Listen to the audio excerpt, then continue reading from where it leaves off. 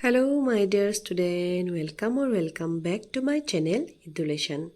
মৰমৰ ছাত্ৰ-ছাত্ৰীসকল, আজি মই তোমালোকক পঢ়াবলৈ লৈছোঁ সপ্তম শ্ৰেণীৰ হিন্দীৰ যেটো প্ৰথম পাঠ আছে, এটা কবিতা আছে। যেটো প্ৰথম পাঠ আছে, হম पंछी উন্মুক্ত গগন কে। এই পাঠটো মই আজি তোমালোকৰ লগত ডিসকাশন কৰিম। কবিতাটো মই তোমালোকক পঢ়াই দিম। যোনে পঢ়িব পৰা নাই, ভিডিওটো স্কিপ নকৰাকৈ শেষলৈ চাবা। আৰু প্ৰশ্নোত্তৰ 3টা মান মই দি দিম, শব্দ অৰ্থ দি দিম। গতিকে বলা আমি ভিডিওটো আৰম্ভ কৰোঁ।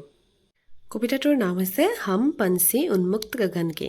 উন্মুক্ত মানে হৈছে খোলা, আমি খোলা আকাশৰ চৰাই। हम पंछी उन्मुक्त गगन के पिंजरबद्ध ना गा पाएंगे, कनक तिलियों से टकराकर पुलकित पंख टूट जाएंगे। हम बहता जल पीने वाले मर जाएंगे भूखे। हम बहता जल पीने वाले मर जाएंगे भूखे प्यासे। कहो भली है कटुक निबोरी कनक कटोरी की मैदा से। तार पिছত सभा स्वर्ण श्रृंखला के बंधन में अपनी गाती उड़ान सब भूले, बस सपनों में देख रहे हैं तरु की फुनगी पर के झूले। যেতিয়া শব্দাৰ্থবোৰ দি দিম তেতিয়া বুজি পাবা কোনটো শব্দৰ কি অৰ্থ। ऐसे थे अरमान के उड़ते नील गगन की सीमा पाने, लाल किरण सी सोच खोल चुगते तारक अनार के दाने।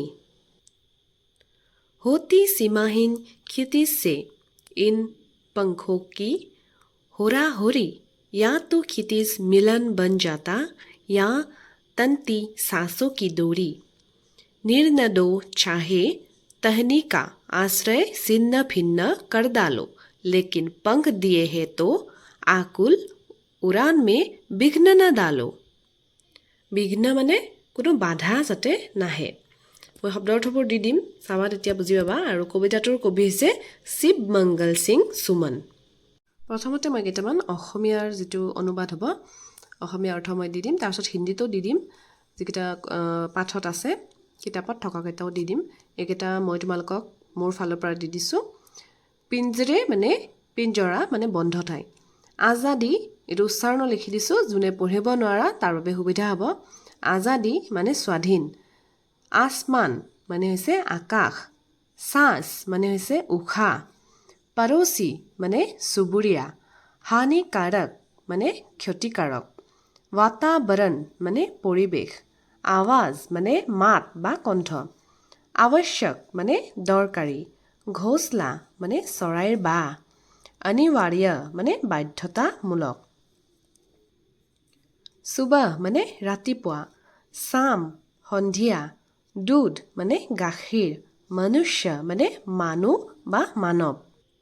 তাৰপিছত এটা আছে গোলামী মানে অন্যৰ অধীনত থকা। ঠিক তেনেকৈ কিতাপত থকা কেইটা মই দি দিছোঁ। উন্মুক্ত মানে হৈছে খোলা। গগন আসমান। पुलकित प्रसन्नता से भरा। कनक सोना। कटुक माने करवी, करवी माने तीता मात। निबोरी माने नीम का फल। कनक कटोरी माने सोने से बना बर्तन। स्वर्ण माने सोना। श्रृंखला माने जंजीरें। तरु माने पेड़। फुनगी वृक्ष का सबसे ऊपरी भाग। तारक तारे। सीमाहीन असीमित। क्षितिज जहाँ धरती और आसमान परस्पर मिलते हुए प्रतीत होते हैं। होरा होरी आगे बढ़ने की प्रतियोगिता। এইকেইটা পঢ়িলে তোমালোকৰ কবিতাটো বুজি পোৱাত সহজ হ'ব। বলাচোন এতিয়া প্ৰশ্ন উত্তৰকেইটা চাই লওঁ। যিকেইটা পাঠত আছে শৰ্ট, এইকেইটা বেছি লং নহয়। এই 3টা প্ৰশ্ন মই তোমালোকক আজি দিবলৈ ওলাইছোঁ। প্ৰথমটো হৈছে हर तरह की सुख सुविधाएं पाकर भी पक्षी पिंजरे में बंद क्यों नहीं रहना चाहते। उत्तर होगा पिंजरे का जीवन पराधीनता का जीवन है। वहाँ स्वतंत्र उड़ने की आज़ादी नहीं है। यहाँ वहाँ उड़ना फिरना, एक डाली से दूसरी डाली पर फुदकना तथा अपनी पसंद के अलग अलग ऋतुओं के फल खाना, दाने सुगना आदि पिंजरे में बंद रहकर संभव नहीं है। पिंजरे में जरा सा पंख फरफराने पर भी पंखों के टूटने का भय है।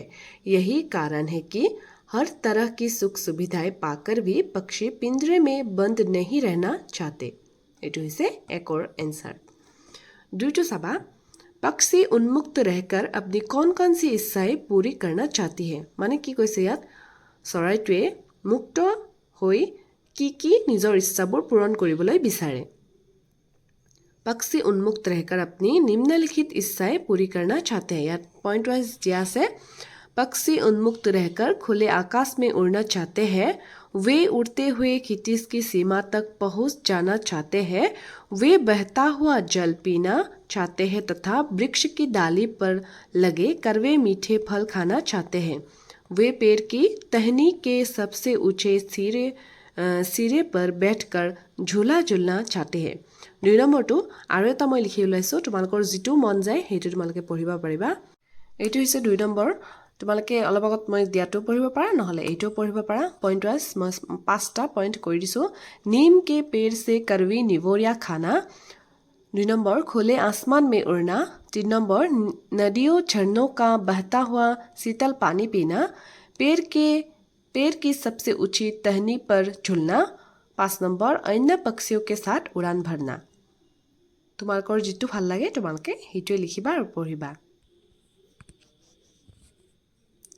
তাৰ পিছত 3 নম্বৰত চাবা ভাব স্পষ্ট कीजिए মানে এই কথাখাৰত কি কৈছে বুজাই লিখিব দিছে या तो क्षितिज मिलन बन जाता या तंती सांसों की दूरी उत्तर होगा पक्षी स्वतंत्र रहकर क्षितिज की सीमा तक उड़कर जाने की प्रबल इच्छा व्यक्त करते हैं वे कहते हैं कि उड़ते उड़ते या तो वे क्षितिज की सीमा ढूंढ ही निकालेंगे या अपने प्राण त्याग देंगे पक्षियों के इस कथन से स्वतंत्र उड़ने की प्रतिबद्धता का पता चलता है মৰমৰ ছাত্ৰ ছাত্ৰীসকল তোমালোকৰ সপ্তম শ্ৰেণীৰ হিন্দীৰ हम पंछी उन्मुक्त गगन के এই পাঠটিৰ মই কবিতাটিৰ প্ৰথম 3টা প্ৰশ্ন উত্তৰ দি দিলো কবিতাটো দি দিলো শব্দ অৰ্থ দি দিলো আশা কৰিছো ভিডিওটোৰ পৰা তোমালোকে লাভান্বিত হ'বা এই পাঠটোৰ পৰা কিবা যদি আৰু লাগতিয়াল প্ৰশ্ন আছে কিবা যদি বুজিব লগীয়া আছে মোক কমেন্টত নিশ্চয় জনাবা